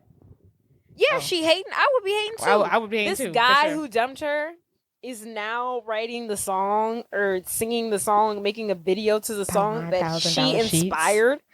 Give me my sheets back. Then she sees in the music video that he is wearing the jacket that she upcycled for him, that he hated so much, the lucky jacket that she destroyed and ruined, he is now wearing in that video. And she's like, you've got to be dicking me. I did this. I made that jacket. That song has been written because of me. She's pissed. And he was like, calm down. Then, after all this is the part where Huey is like, don't worry about him. You got great people in your life, including myself. And I was like, are you hitting on her? Are you trying to hit on her right now? That was the part. I was like, does he? I don't even think I even noticed that. He says, like, you're chasing after this something, and I'm right here. She's like, Look, yeah, them friends. Still got something going on. But she was like, friends for life. And he was like, yeah. He gonna be there to pick up the pieces. Right. No, it's confusing. So they do that, and then they get a knock on the door. And they're like, I'm not. They do that little, whatever the fuck that is. And then they get a knock on the door. Neither are expecting someone, but they open the door to a man holding a pig. Molly's pig. And she's like, what the fuck is going on? She hopped. So next thing we see, she's hopping in a taxi. She's going to Ray's apartment. She's walking in. She sees the nurse. She sees them carrying out like my body, or maybe clearing out the room. Yeah. Where and she's like, was laying. She asks the nurse, when did he pass? And she says, like, in the night. Where is she? She's in there. Talk about Ray. So Ray's in there. She's in her ballerina tutu. Aww. She's in her little leotard. She's doing her ballet positions. And Molly's like, Ray, I'm so sorry. Ugh. I know this sucks. No, Ray said, you promise. Oh, Ray goes to the intercom that she has in her room to alert the help. And she tells them, come get her. Come get her. Come get her. Come get her. Come get her. Then the help comes in. Their maid comes in, and she's like, Miss Gunn, Miss Roma would like to speak to you. And Molly's like, okay. So you're fired. Molly goes into Roma's office. Roma's like, here's this month's check and 1 month severance. Molly's like, severance? Roma's like, we're letting you go. I would have said, say less. I'm out the door. I was like, can we make it 2 month severance? Right. And I will She's leave. Like, severance? She's like, we're letting you go. I love how she tells her that, and she's like, looks back down at her notes and like just expects Molly to disappear. And then, because Molly's ready to be in like full on support mode. She's like, I will be here when you need me for Ray. I will be by her side. And then Roma's like, the door's that way, though. We don't need you in this space, in this area. And then Molly's like, I'm not leaving without an explanation. Yeah. Roma goes on this tangent, and she's like, look, I don't know what's been going on between you and my daughter, but she has expressed to me that she no longer wants you here. So we're letting you go. That's a crazy statement for someone who doesn't know, like, you literally don't know what's going on with her and her daughter because you don't pay attention. Am I the problem? No, you're the problem. And then so Molly takes this point to give her monologue, and she asks her, do you know what your daughter's favorite flavor of water is? Do you know what size tutu your daughter wears? Do you know which side of the pillow your daughter likes to sleep on? Oh, that was kind of weird. And not the pillow. Roma's like, what is this tangent for? And she's like, you know what? I know you don't know the answers to these questions because you don't know your daughter. You don't pay attention to your daughter. Bitch. And you don't pay attention to your daughter. And the reason why I'm here is because you don't want to pay attention to your daughter. You give her whatever she asks for so you don't have to deal with her because you're a shit mom. And then and then Molly says something like, she's not handling this well. And Roma's like, no, she's doing great for someone who just lost their father. I'm like, lady, are you serious right now? Yeah, she's like, are you fucking with me? She's been calm and collected. And she's like, you think that's handling it well? The girl's father died. How are you what is wrong with this family? That's where she get her from. The cold hardness. Right. You and like Coma Boy. Just daughter. Kidding. So Molly's like, I'm going to take my check and rip it up in front of your face. And I'm out of here. She heads downstairs. I don't want your money. She's having a very hard day. Ray's not talking to her. And then she runs into Neil. If she finally gives him the vibes that he deserves, which is not now, motherfucker. Right. She walks out the apartment and she's like, oh, what are you doing here? And he was like, I was looking for you. Why? Let's reckon. I want to get back together. I miss you. I love you. He's like, you're my muse. I haven't been able to write a song since the last time I saw you. You're just using me for your music. Shut the fuck up. That is a crazy thing to tell someone. Right. I haven't been able to make money to work. Like, I haven't, like, what? Right. I need you to be successful and make money. Get the fuck out of here. Get the fuck out of here. Like, hello, you blocked me. You ignored me. You yelled at me last time we saw each other. And she's like, why don't you step aside so we can stop doing this song and dance? And he's like, oh, of course, Molly Gunn. You know, when I'm ready, you're nowhere to be found. But when I'm not ready, you're all over me. And she's like, bro, are you serious? She's like, I ain't got time for you. I ain't got time for this shit. Goodbye. Literally. It's like the first time. I'm like, I feel like her brain is finally working. I can't believe he pulled that shit. He's like, I haven't been able to write anything since the last time I've seen you, and you're my muse, and I care about you. That's crazy. And she's like, are you serious? Is that supposed to make me want to get back with you? Is that not like I need you in my life? Him? It's like what? Was that supposed and they still get together? I don't get it. I don't get it either. It's the worst one ever. The worst couple ever. I don't know. Rom-com. You can't say they get together. Gee, he does a whole. That don't mean she's gonna get back together with him. We don't see how that ends. They get back together. Hopefully, they don't last. But she get back with him. So after this, Molly's on her. She's on her grown woman shit. Ray's out of her life. She's not dealing with Neil, and she's finally decided to sell her dad's guitars. She's at an auction. She's got all 10 of his guitars. She looks out into the audience and she's like, should we wait for more people to come? There's like 12 people in the audience. She's like, where is everybody? The auction house people are like, this is it, baby. We thought, we could get some more, but there's not that much excitement behind No one's worried about material. What's your father's name? Tommy Gunn. Tommy Gunn. He's not even one of the Beatles, love. Right. No one's coming here for that. He's not even a Rolling Stone member.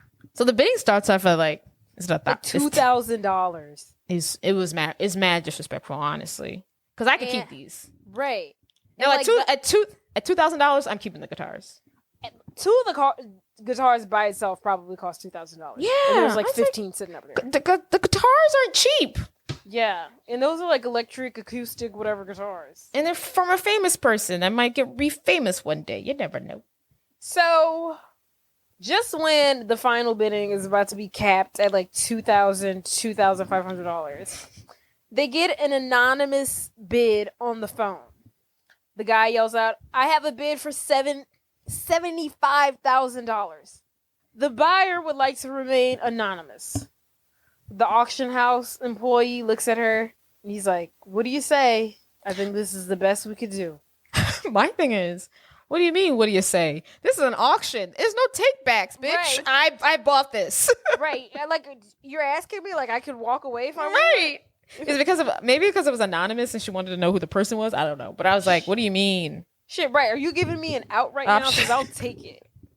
Because like, imagine if it would have sold for like $3,000. I'd be like, nah, I'm keeping it. But you can't do that. Exactly. Like, no, that's not the rules. But anyway, she accepts.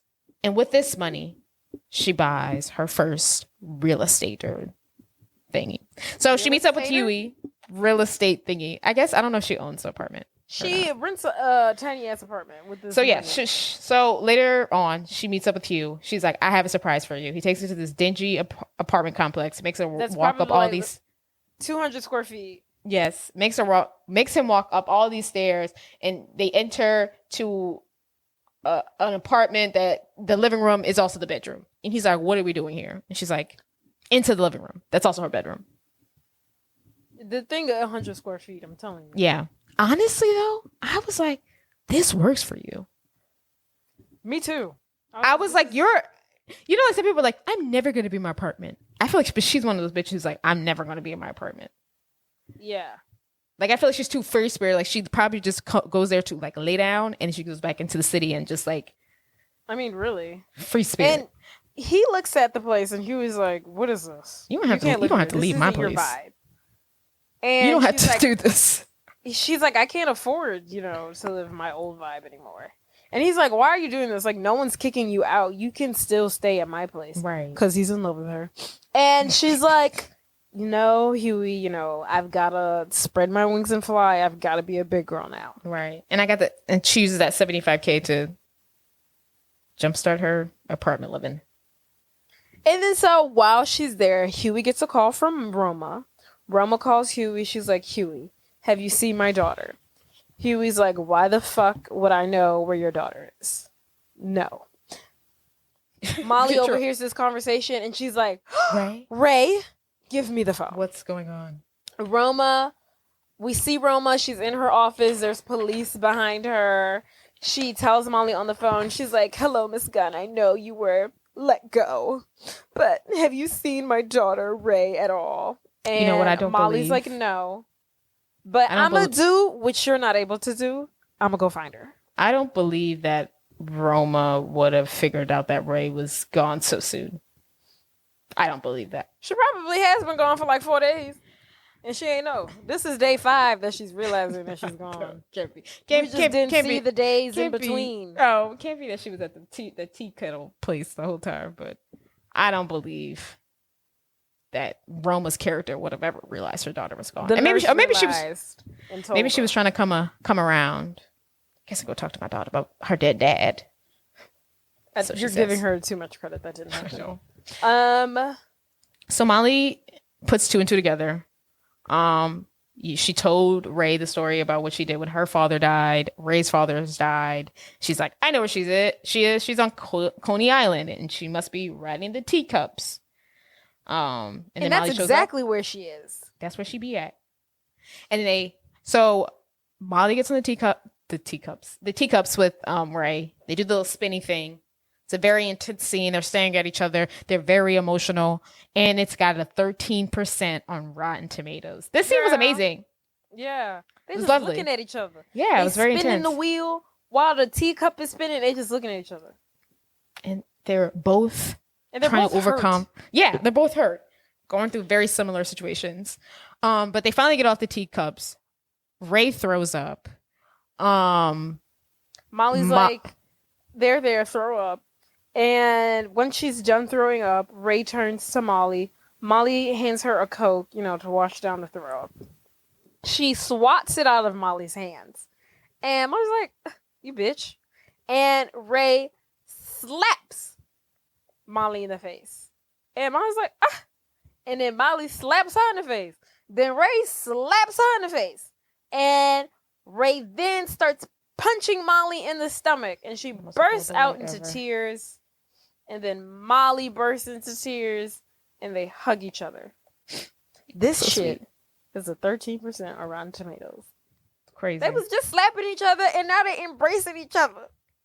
They finally break through. So next scene is the funeral of Ray's dad.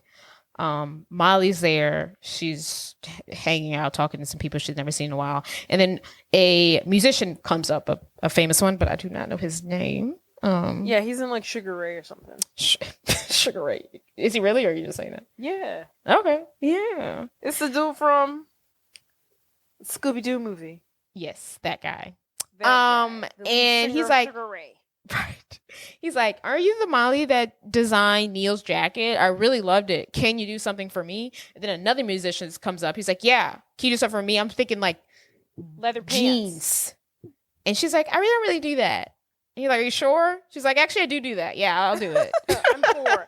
Yeah. Actually, yes. I can make a career out of this. Yes, I'll do it. New career founded. Right. Also there is Ingrid. I don't know why she got an invite. I don't know why she's at this funeral. Why did she show up? Like, funerals are fun. Why'd you come? But yeah, maybe to support her friend Molly, I guess. So she's there. Molly walks up to Ingrid. Ingrid walks up to Molly. And they're like both crying, just looking at each other. And they're both just basically like, I'm so sorry. I love you. I love you. Let's be friends again. Okay. And their friendship is back on. As it should be. They're great friends. And this new Molly, I think is going to work better with Ingrid. Yeah. As a friendship. I hope she has to carry her less. Yeah. They weren't going to last if she was stayed on her bullshit. And I think they're going to come out better than ever. So Roma comes up to Molly and she's like, hey, Ray wants to see you, where she comes out of her room and greets people. So Molly goes to see Ray.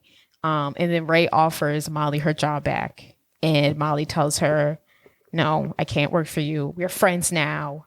And we're more than employer. Right. And Ray kind of says, adults aren't friends with kids. and Molly says, "I don't see any adults in this room," because Ray told her that she wasn't an adult. And Ray says, "Well, I do," saying that Molly has grown into an adult, basically. She sure the fuck has. And it's honestly, it's funny because it's not like Molly's doing anything that much differently. She just got an apartment and sold some stuff. I mean, like, it's not like she did like anything like, you know, some movies are like, I'm doing a difference, but it's just like, yeah, these are big steps for her, though. They are. She's being a little more conscious. She denied a boy. Right. Yeah. This is huge, ginormous steps for Molly. Yeah. So the next scene, all's well, is going well. Molly is at a interview, and she is interviewing to go into fashion school, and she's going over her resume with this fashion person. So that's going to be a new chapter in her life. While she's doing that, we see Ray at a recital. It's the end of the year recital, and she's looking out into the audience. She's like, she always does this to me. And her mom, Roma, is like fixing her dress, her tutu, and the pig is there. And that makes me very happy to see that they're having a relationship. And the mom's like sewing. And now at the club. The fact that she's even there. It's crazy. The fact that Ray has a recital. Roma's actually there. Huge. Then she's there and she's adjusting her tutu. Yeah. That's a huge motherly step for her. Okay. Lovely. I'm excited. I'm excited to see where they go. And so Ray's in the crowd looking for Molly, thinking that she's not gonna come. Meanwhile, Molly is at her art school, fashion design, whatever interview, and realizes that Ray's recital is going on, and she rushes over. She gets there just in the nick of time for the last and final performance that will be led by Ray and also performed with her alongside Neil. What's up? Along with her. Sorry. I don't know. You just say a lot of that. That was a long and extended way to say what I just said. Yeah. She performing and Neil is performing with her. He's singing live, honey. So Ray comes out in the tutu that Molly made for her. Molly's standing up in the crowd. They notice each other. And she begins the performance, and then out comes Neil, and Neil says something. This one's out to a girl that has a beautiful smile. Yeah, he talks about how Ray's about to do her little dance. I'm about to sing this song called Molly Smile that was written by Tommy Gunn. Molly Gunn is the daughter of Tommy Gunn. Okay. Yeah.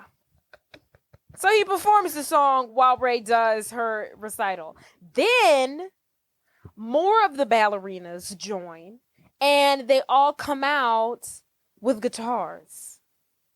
Her dad's guitars. Her dad's guitars. They're doing this performance. Neil's fucking singing. Ray's being carefree, spirited. She lets her hair down. She's doing cartwheels on the floor. The other girls have their guitar. Molly's standing there in awe to see Ray's performance. The fucking guitars are back. Fucking Neil's performing for her. The way I would have been bawling, crying. Oh, when I tell you I watched this at work, bitch, the tears were flowing. Not you was crying. I'm crying. No, what? I was crying. It honestly was a great production value.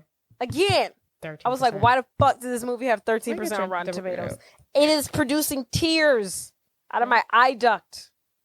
This is unacceptable. 13%, no. I will not stand. And then, like, when the girls came out holding the guitars, I was like, someone needs to actually do this for ballet routine, because this looks exquisite. It's so cute. It's so cute. 13%. My whole thing is, I'm trying to figure out who bought the guitars. Did Neil buy them? Neil bought them. Or did Roma buy them with her mama money? Neil bought them. Okay. We don't know for sure. Neil bought them for her. Neil ain't got no money. Dude, he signed a record deal. Just because you make one song.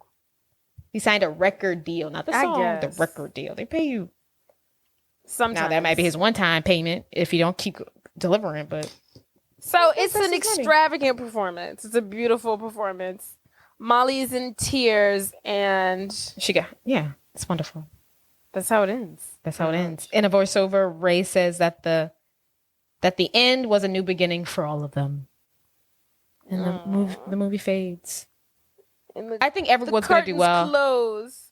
I don't think, or at least I hope that Molly and Neil, I hope they don't, if they get together, I hope they don't stay together. She's going to end up with Huey in the long run. I don't want that either. Why not? That mole. I don't know. That mole. That mole it doesn't do it for me. Did you notice that they were both in Clueless as well? A little mini Clueless reunion. Oh, yeah. I think I'm better in Clueless because of the hat. He wears hats in Clueless. I don't like his head. Clueless. He's cute in Clueless. He is in Clueless. Right. That is so funny. I love that. Yeah. A mini Clueless reunion. Oh, they're so sweet. Yeah. Wonderful movie. Wonderful. Let's all work together to make sure that Rotten Tomatoes pays for the crime that they did by rating this at 13%. Seriously. Gather around, everyone. And I was watching, like when I was watching it, before we started watching it, or before I started watching it, because we didn't watch it together, I was like, I like this movie, but it gives me anxiety for whatever reason. I can't remember why. But then she lost her money, and I was like, that's why. Yeah, I thought this movie, because it's been a while since I watched it, in my head it was sadder than what it was. Dude, that's just... Yeah, I remember it being sad. It being more sadder. Yeah, more sad. It's still sad. Sure. Yeah. But I guess as an adult, I can take it a little bit better. Yeah. But as a child, I was like, oh my God, this is intense. Depressing. Right, this is an intense movie. Like, because really, like, almost every step she takes, something bad happens to one of them. Right. But it was much more intense when I was younger. It's a opposed to now. Tough life for the both of them. Yeah. Fathers. But it's a fantastic film, fantastic movie all around. 5 stars. Fuck Rotten Tomatoes and their horrible, horrible, horrible decisions and opinions. This is Don't forget, in my eyes, to subscribe, to like, comment, review, subscribe, repost, retweet, all those fun things. Follow us everywhere, mate. At Please Don't Spoil, or Please Don't Spoil the Movie. You'll find it. Isn't it? Hello, love. Hello, okay. Love. It's been nice. It's been lovely. It's been fun. Talk to you guys later. We'll talk to you Can't believe later. it's 2025. Jesus Christ. It's been 2025 for about a month now. I know, but now it's about to be February. But like now we're in 2025. Yeah, you should be marinated on it by now. Okay, bye.